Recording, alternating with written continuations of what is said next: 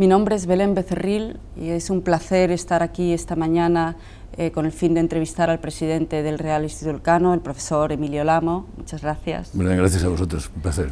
Y bueno, esta entrevista se enmarca en un proyecto que realizamos en el Instituto de Estudios Europeos de la Universidad CEU San Pablo, con la colaboración de la Secretaría de Estado para la Unión Europea, del Ministerio de Asuntos Exteriores, con motivo del aniversario de la entrada de España en Europa, entonces en las comunidades europeas, hace ahora 30 años, ¿no? El proyecto se llama 30 años de España en Europa y esta mañana inauguramos esta entrevista para nuestra serie de vídeos y nuestros comentarios.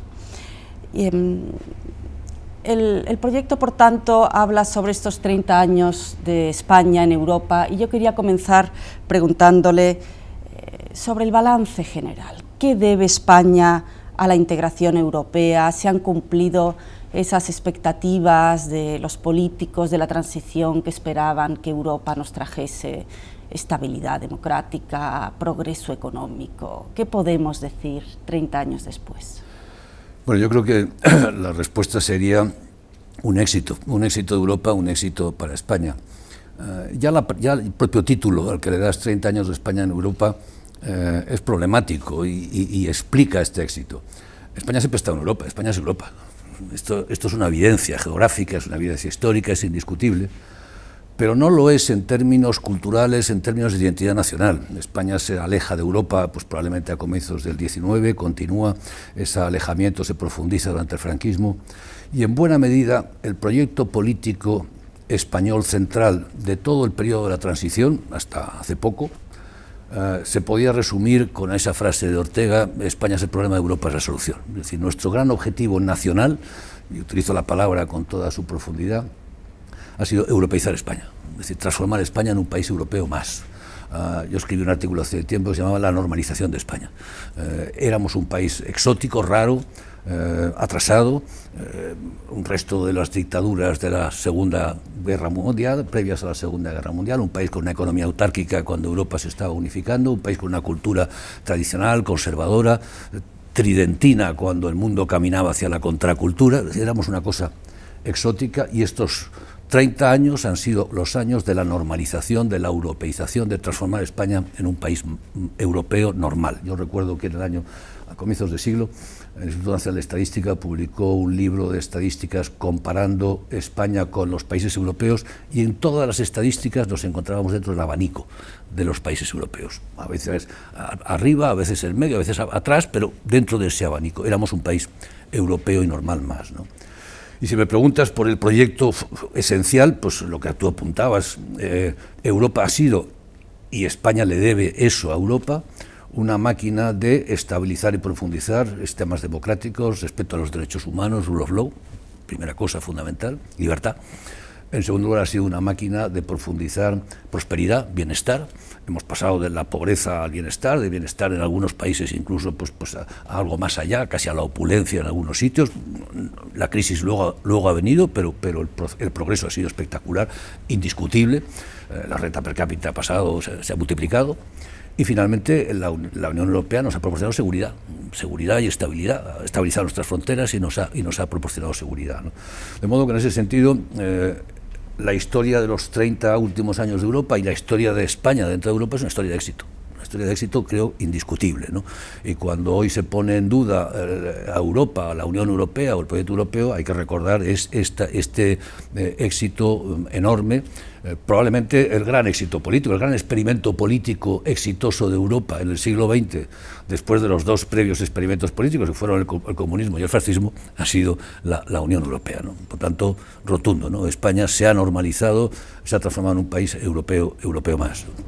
Sí, hablabas de estadísticas y yo recordaba ese estudio que he realizado aquí en el Real Instituto Elcano, creo que fue el año 2007, sí, para hacer un balance entonces de España en Europa, y recuerdo el excelente resultado, no solo de los indicadores económicos, sino que allí se evaluaba pues los cambios en la política, sociales, pues cosas como incorporación de la mujer al mercado profesional, y todos los indicadores eran excelentes, ¿no? Sin embargo, aquello acaba en 2007, ¿no? Yo quería preguntarte qué ha pasado desde entonces, ¿no? Efectivamente los indicadores pues han dado un vuelco, y ¿qué podemos decir hoy, ¿no? ¿Qué piensan hoy los españoles de Europa? ¿Qué esperan? Hay un cierto desencanto, a pesar de que el apoyo sigue siendo sólido, ¿no? Es que los españoles solo esperábamos de Europa los resultados económicos, un proyecto que se legitima por sus resultados. ¿Era eso solamente? ¿Qué ha pasado? No, vamos a ver, yo creo que claramente no. Los españoles esperábamos de Europa bastante más que, digamos, una economía próspera y unos mecanismos de mercado que nos permitieran crecer. Que eso ha ocurrido, claramente, un marco financiero que nos ha proporcionado unas posibilidades de crecimiento espectaculares, ¿no? Pero sobre todo lo que esperábamos era una identidad. Es un problema de identidad histórica, de identidad de país. Nosotros queríamos ser Europa, claro, queríamos participar, queríamos estar ahí, ¿no?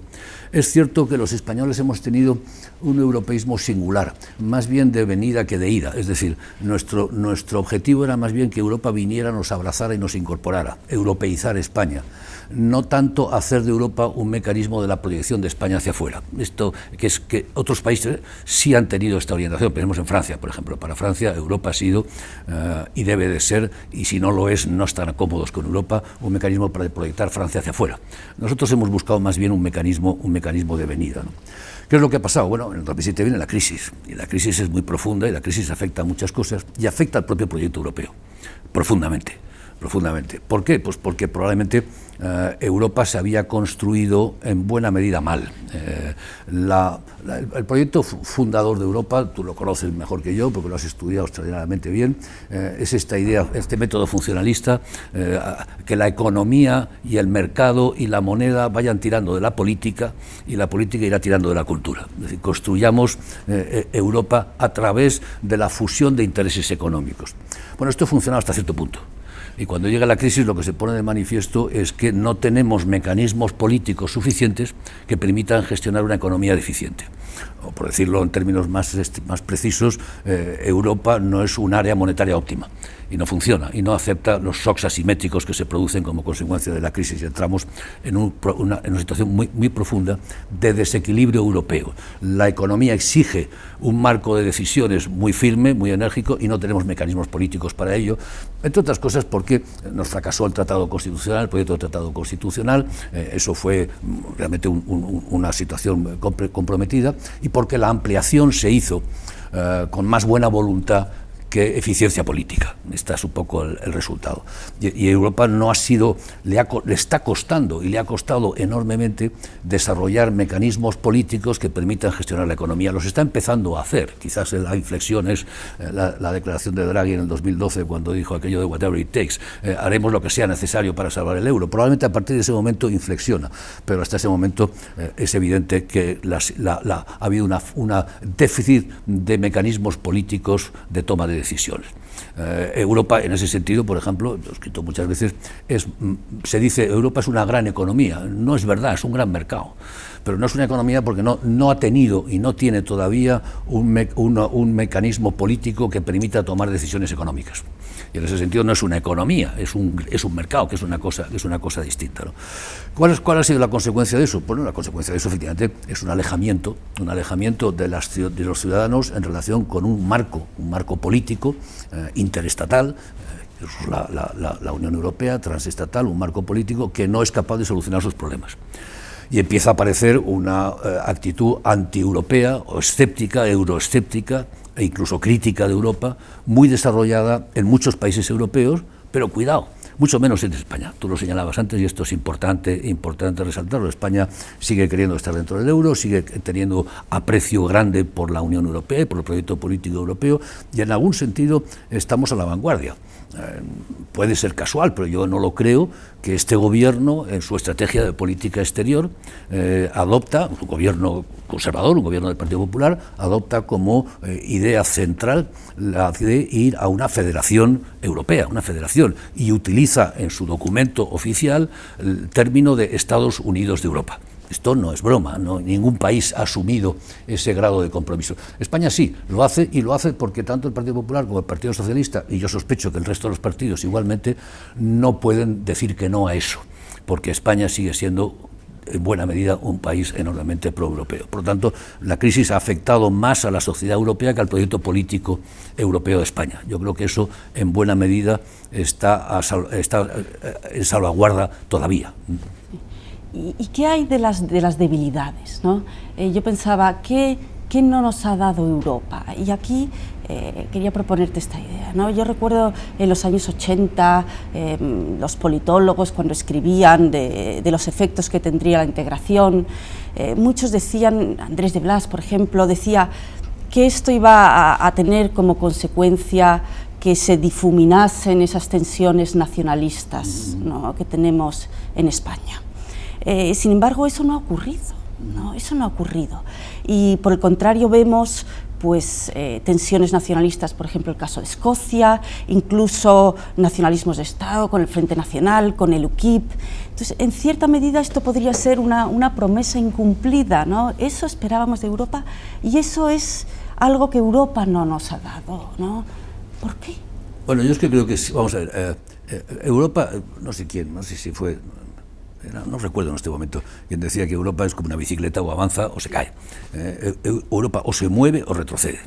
Y lo que me estás contando es el resultado de que Europa no se ha movido, no ha avanzado a lo largo de los últimos, yo diría, desde antes de la crisis, ¿no? Desde antes de la crisis. Probablemente el momento peor en el que comienza la crisis europea es el rechazo francés, el referéndum francés sobre el Tratado Constitucional, cuando lo rechaza y tenemos que dar marcha atrás, ¿no?, frente a un proyecto que era justamente el momento en el que el proyecto europeo pasaba de la economía a la política. Del método funcionalista a realmente una dimensión propiamente política. Y yo creo que el Tratado Constitucional representaba eso, ¿no?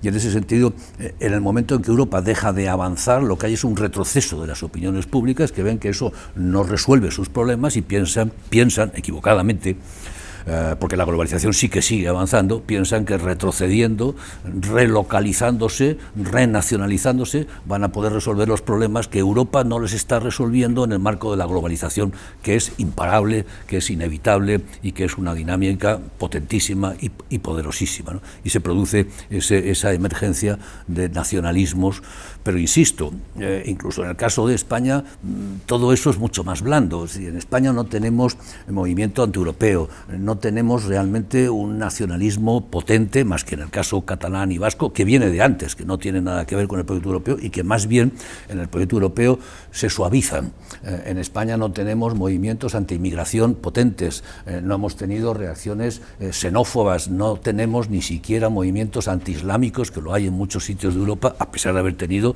atentados brutales en España, ¿no? En ese sentido, yo creo que la ciudadanía española está haciendo gala de una prudencia, de una moderación y de un sentido común verdaderamente notable y espectacular que no se resalta suficientemente, ¿no?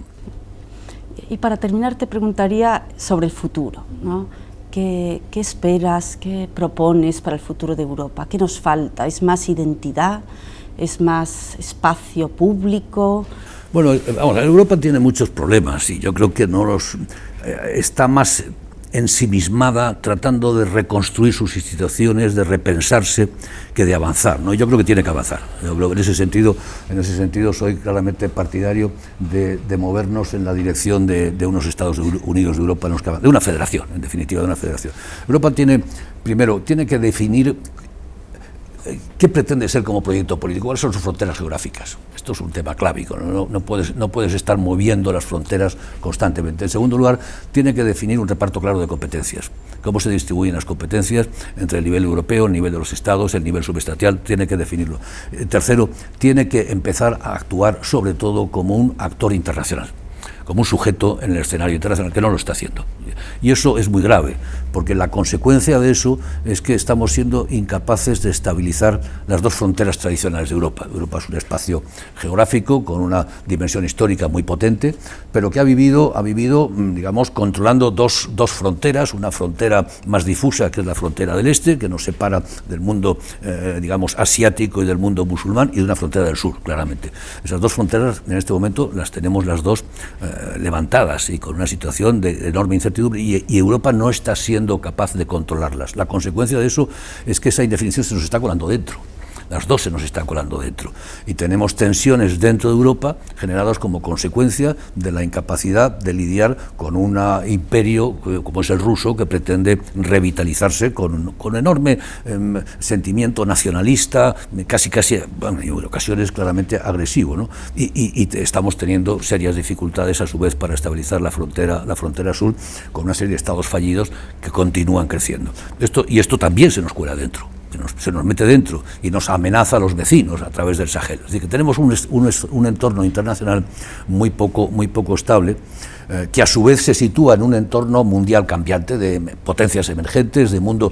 Me gusta mucho utilizar la expresión poseuropeo. El mundo en buena medida ha sido europeo durante 200 o 300 años. La historia del mundo se ha escrito en Europa, eso ha dejado de ser así. El mundo en buena medida ya no es europeo, es global, es mundial, o en todo caso habría que decir que es asiático, y Europa no está siendo capaz de actuar con voz unitaria en ese escenario. En los organismos internacionales hay muchos europeos, pero poca Europa. Está Francia, está Inglaterra, está Alemania, pero no está Europa, ¿no? Y eso se deja notar. Por lo tanto, mi respuesta sería: lo que necesitamos son líderes europeos capaces de articular una narrativa y un discurso de construcción de una Europa federal. Yo creo que no tenemos alternativa a eso. Es decir, Europa o hace eso o acabará escribiéndose la historia de Europa fuera. Yo decía antes, durante 300 años la historia del mundo se ha escrito en Europa. Bueno, la alternativa que tenemos ahora es que en los próximos 300 años la historia nuestra se escriba fuera. Esto es eso o construir Europa. No hay alternativa. Por tanto, para mí no hay ninguna alternativa distinta a lo que es la construcción de una Europa fuerte. Construir Europa. Sin duda. Pues con eso terminamos. Muchísimas gracias. Nada, gracias a ti. Ha sido un placer estar aquí.